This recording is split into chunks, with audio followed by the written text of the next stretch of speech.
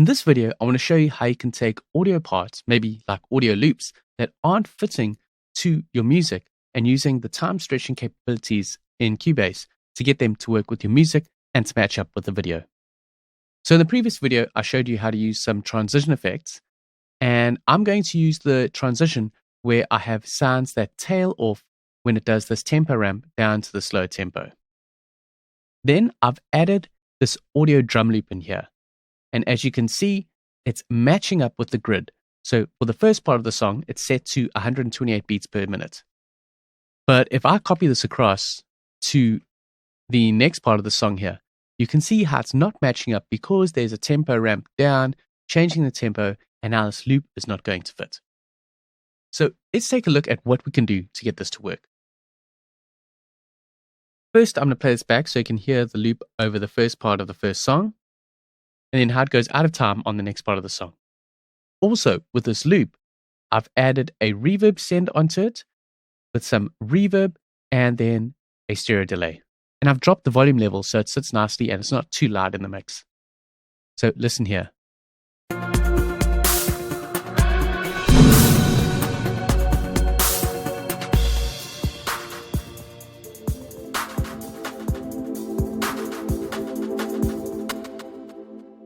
So you can see how that drum loop goes out of time there. One way of fixing this, I'm just going to take this loop and first move it over here to where this next song starts. And this loop is going over 8 bars. 1, 2, 3, 4, 5, 6, 7, 8. And here, 1, 2, 3, 4, 5, 6, 7, 8. So at the end over here at bar 18, that's where it needs to be stretched to, so that'll be the same length as the music and fit in with it. Now, if I go over to the selection tool, I can go down here to Sizing Applies Time Stretching. Then when I hover over the handle over here, I can pull this out and it'll stretch that loop and use the time compression algorithm in Cubase to stretch that out so that it now loops perfectly. Take a listen.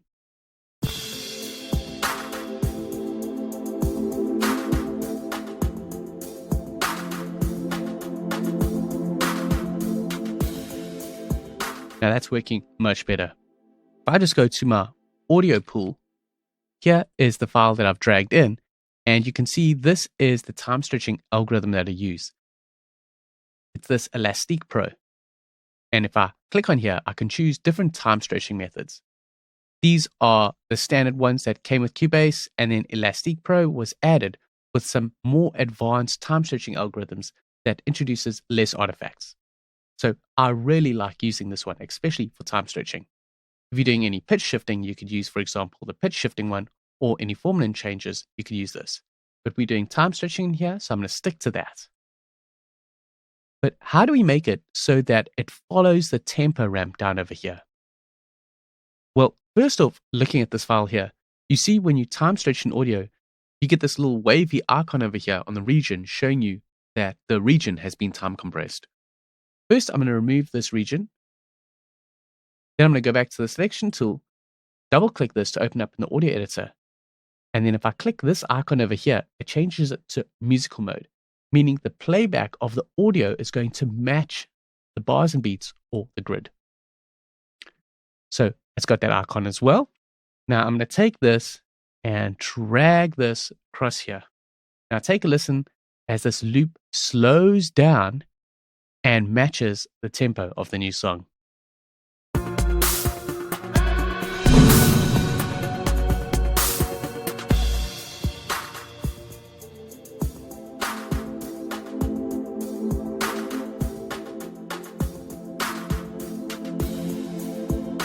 Yeah, it's working nice.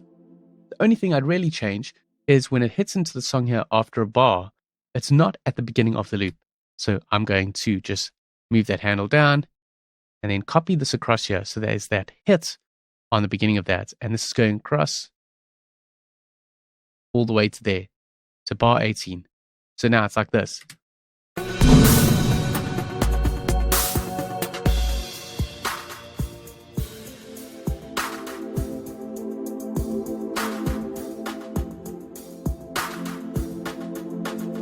And just taking a watch now with the video.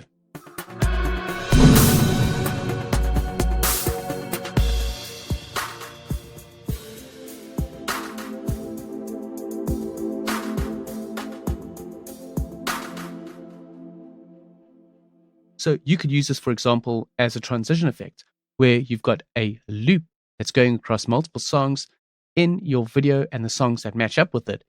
But this loop that's going across is going to add some coherence between the two songs and tie them together.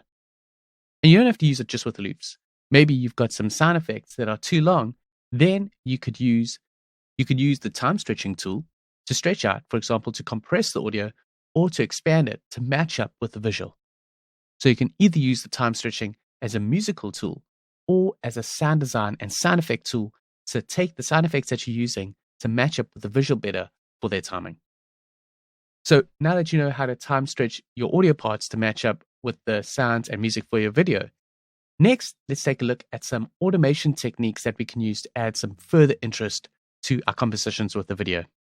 Catch you in the next video.